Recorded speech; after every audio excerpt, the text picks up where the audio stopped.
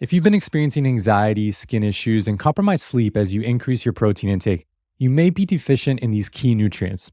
So in this video, I'm going to explain why your need for B6, biotin, and molybdenum increase as you increase your protein intake, and I'm going to share with you the amounts or approximate amounts that you need in order to ensure that your mood, sleep, and skin are not compromised as you increase your protein intake, especially for those with MTHFR.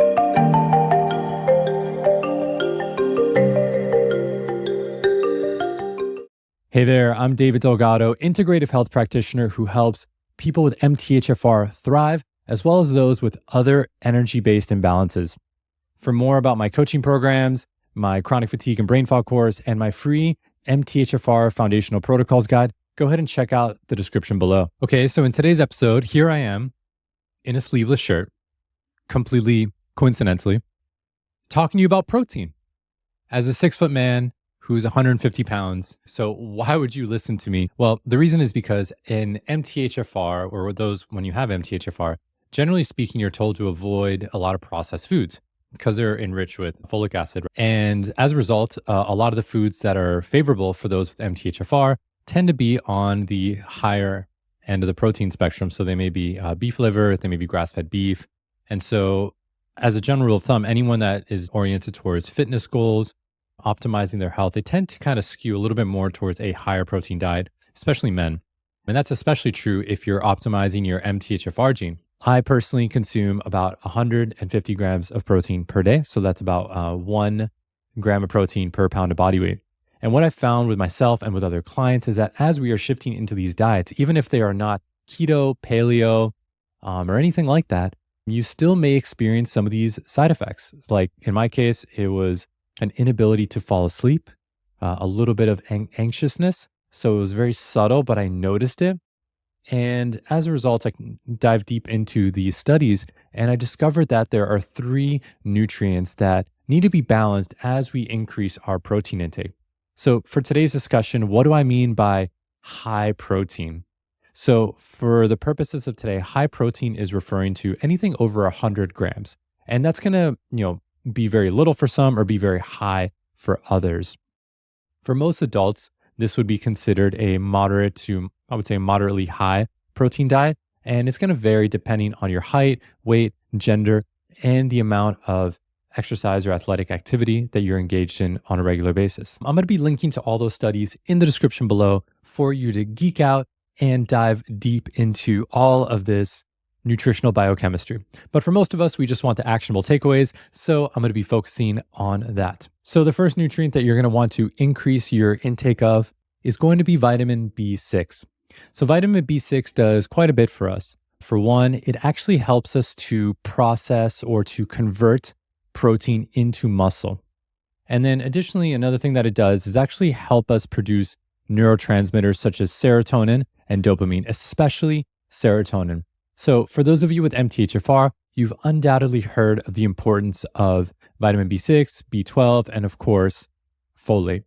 In the case of vitamin B6, we're going to start to connect the dots here because if you are not getting enough B6, which means you may be not producing enough serotonin, serotonin is a precursor to melatonin, which is necessary to help you fall asleep easily.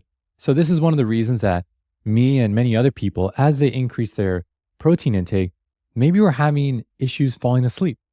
And a lot of this may have to do with the increased need for B6 as you increase your protein intake. Okay, so overall, what does this mean? It means that there are some subtle signs that you may experience, like difficulty falling asleep, a little bit of irritability and anxiety, maybe even some eczema as a result of low B6 when accompanied with an increase in your protein intake.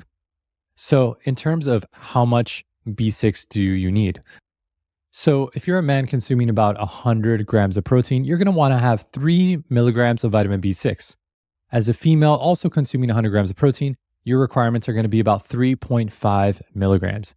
This is pretty easy to get from foods like nutritional yeast or beef liver. You can also go the supplement route. You don't necessarily need to use a methylation-focused supplement. Any B complex will be just fine. As a point of reference, a Thorne B complex has about 10 milligrams of vitamin B6. So Just choose one from a functional medicine brand, and I think you'll be totally fine. Hey there, if you're getting value from this video, go ahead and give me a like and subscribe for more updates on how to thrive with MTHFR and other energy imbalances. So the next nutrient that we need to pay attention to is going to be something called molybdenum. I'll admit I had to go look up just to make sure that I'm actually pronouncing it right. So molybdenum is a mineral, and what it does is it helps us process sulfur-containing amino acids. So as you increase your protein intake, especially if you're increasing the amount of flesh-based foods that you're eating, so any non-collagen sources of protein, think like your meat, poultry, and fish, you are naturally going to be basically consuming more sulfite. So sulfite is going to be one of the byproducts of consuming meat.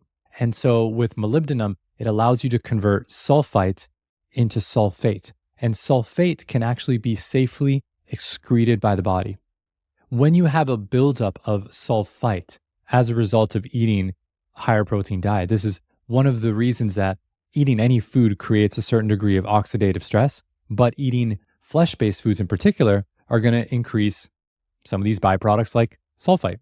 So when you don't have enough molybdenum, basically you have a buildup of sulfite in the body, and then that actually increases your need for vitamin B6. It actually may put you at risk for having to megadose 25 to 50 milligrams a day.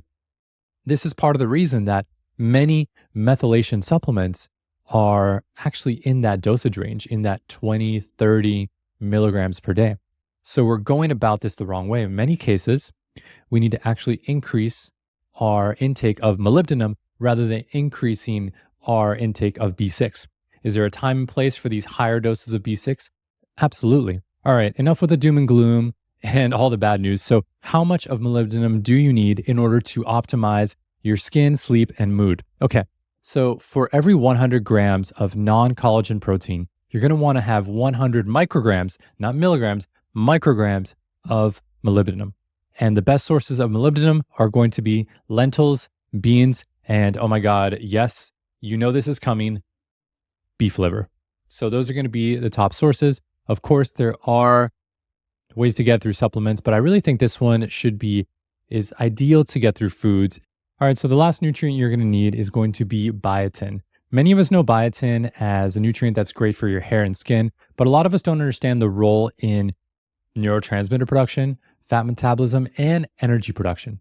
So when you are low in biotin, a couple things can happen. One is that you can have something called CoA sequestration, which is basically a fancy term for your fat metabolism being disrupted. This is part of the reason that when you're low in biotin, you could have eczema as well as other skin complications. Many times, if you are consuming a high protein diet, you may be also consuming supplements like creatine and BCAAs that are found in protein powders and other workout type supplements. So these are actually going to deplete your levels of biotin. Another thing to keep in mind is that when your levels of biotin are lower, your production of serotonin especially is also going to be impacted, which may impact your mood as well as your ability to fall asleep. So in terms of how much biotin you should be consuming on a regular basis, it's going to be around 150 micrograms for every 100 grams of non-collagen protein. And for every additional 50 grams of protein that you introduce, another 35 micrograms of biotin. So beyond supplementation, which you could easily find in a B complex, or you can get a dedicated biotin supplement, you can also easily get it from foods. So some foods that you can get it from are, of course, beef liver. Another one is going to be egg yolks, and there are nuts and seeds that also contain pretty good levels of biotin. So you can definitely do any of those. But the main thing is that you're going to want to make sure that you're getting enough biotin as you increase your protein intake beyond that 100 grams per day. All right, well, that's it for today. Overall, coming out of this, moving towards a higher protein diet for most people, depending on their state of health and whatnot, is going to be a pretty good move. And yes, there are some downsides, some things that you need to be mindful of, but if you just make these slight modifications, you can easily thrive on a higher protein diet. For those of you with MTHFR who are curious about getting rid of that brain fog, chronic fatigue, and really simplifying and streamlining your routine, please check out my MTHFR Foundations protocol. You can find it in the description below and in the pinned comment. If you want some additional help, I also offer one-on-one coaching. I have courses. Depending on when you watch this video, I may even have an ebook. So with that, may you be happy, may you be healthy, and may you move through this life with ease. Much love to you all. See you in the next episode. Bye.